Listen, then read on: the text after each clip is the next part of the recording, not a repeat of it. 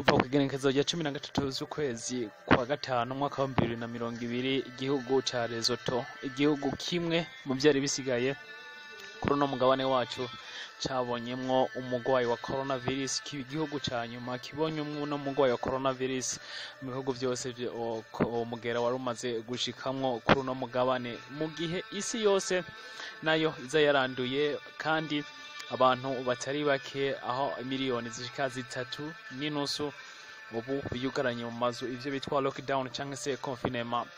Urukingo gushika kuno mwanya ntiruraboneka. Ese isi izobaho gute mu gihe runo rukingo rutaraboneka ku isi? Ese ubuzima buzobandanya umeze gute? No musinje tugiye kuganira ko, reka wenda gusaburagira subscribe kuri channel YouTube yacu, unagile like kuko navyo bikenewe kugira ngo amakuru yose tuguha uzoho yabonera ku gihe.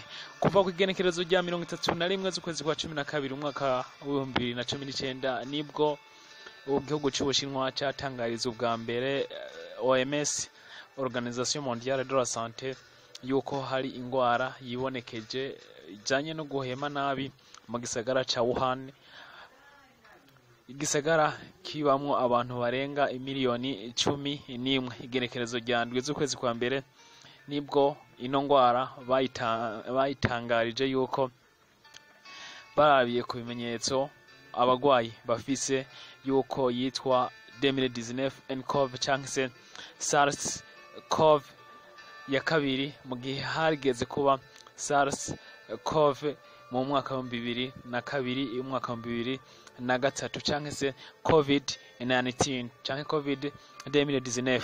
Igenekerezo rya 11 z'ukwezi kwa mbere umwaka wa 2020 nibwo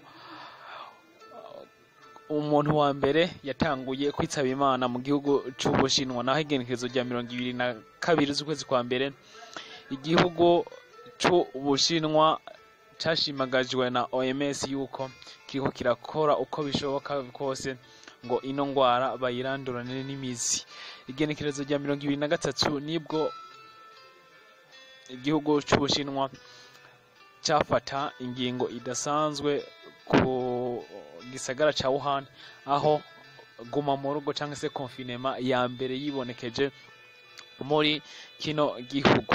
Igenekerezo rya 26 z'ukwezi kwa mbere OMS yatangaje yuko igihugu c'Ubushinwa kiri en alerte, nubwo ibihugu bindi vyo ku mugabane cyane wa Aziya ndetse n'Uburayi naho umugera wari watanguye kuba wamamara.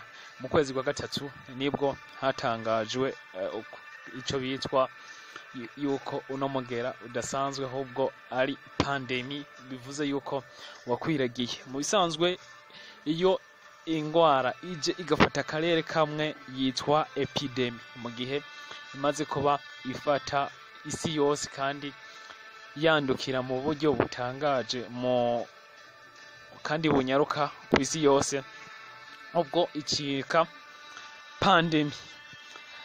Niko vyaje kuba bigenda gushika ku runo munsi abantu barenga miliyoni 4.3, bivuze n'ihumbi 300 ku isi bamaze kwandura coronavirus, mu gihe imiliyoni 1.5 ku isi bamaze kuba bakira ino ngwara, naho abantu barenga 300 bamaze kuba basezera ubuzima kubera coronavirus. Gushika kuno munsi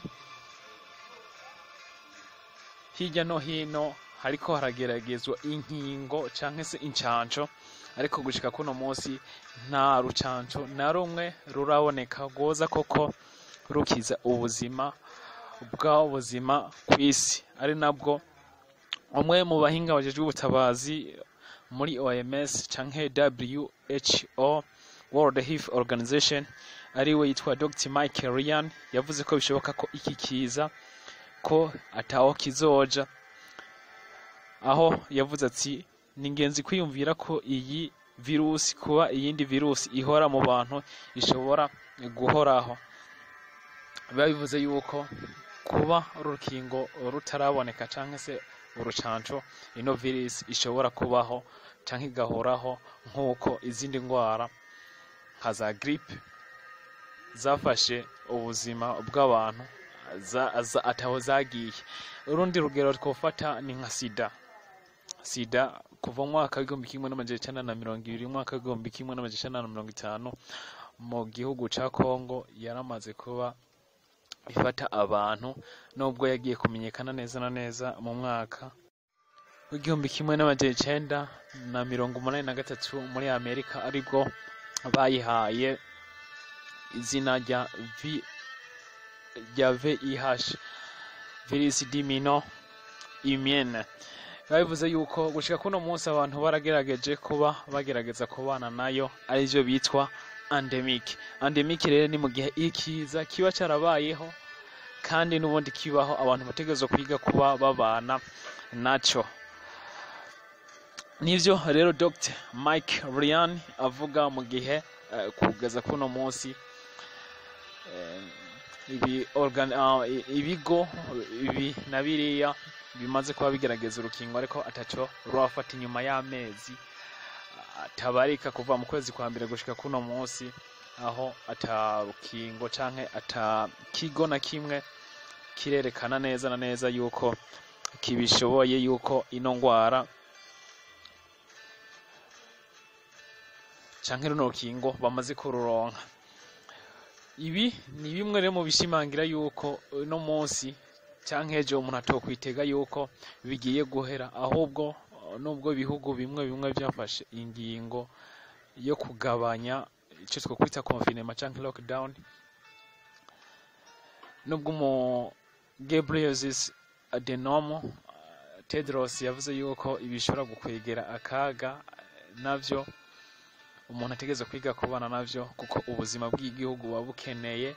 Mu gihe ubona yuko mu gihugu ca Leta Zunze Ubumwe za Amerika abantu barenga miliyoni 35 bamaze kuba haba ubukene canke baja muri chômage, baba abashomeri.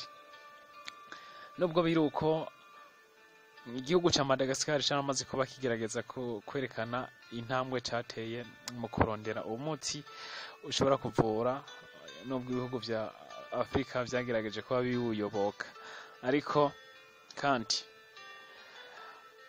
ibihugu rutura nka Amerika canke se ibindi bihugu nk'Ubushinwa navyo vyaramaze kuba bitangaza imiti yabo nayo ishobora kugira icifashije mu buzima. Ariko ibi kuba atarukingo ruraboneka ntibiba bivuze yuko koko ino ngwara tugiye kwituza burundu, navyo bituma umuntu ategerezwa kubaho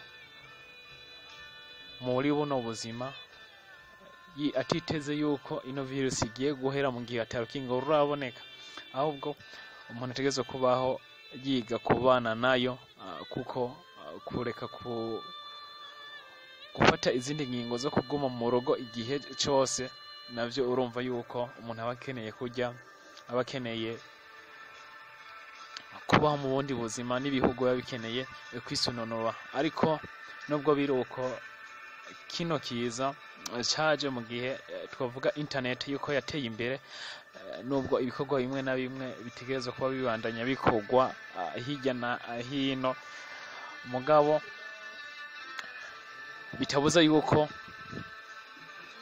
nubwo ino virusi yaje iterambere rimaze kuba ritera imbere, hariho aho tutarashika, arivyo bituma kumbure kino kiza canke kino corezo nubwo cateye isi, abantu kuba urukingo rutaraboneka bategerezwa kuba bandanya biga kubana naco, ico twokwita endemic nk'uko sida nayo imeze, tukabandanya twitega yuko tutegereza kubaho turamenya ibimenyetso, uwugwaye kagenda kwivuza, none agarutse agasubira ku mirimo, nubwo ibindi bikorwa tukabandanya tugerageza kuba twikorera muhira nk'ahantu mu bihugu bimaze kuba bitera imbere, bakategereza kuba babandanya bikorera muhira. Ngivyo uko ibintu bitegereza kuba bimera mu gihe ibihugu vyose bitegereza kubandanya bifatana mu nda kugira ngo babandanye kugwana ino virus, ndetse ibigo n'ibindi bikabandanya bigerageza kugira ngo rutore urucanco. Reka tugeze ngaha abakunzi ibyacu TV, ndabasaba mugire subscribe kuri channel YouTube yacu nkuko vyama, munagire share, like na comment, ariko kandi munasangize ino video. Thank you kuba twabanye namwe na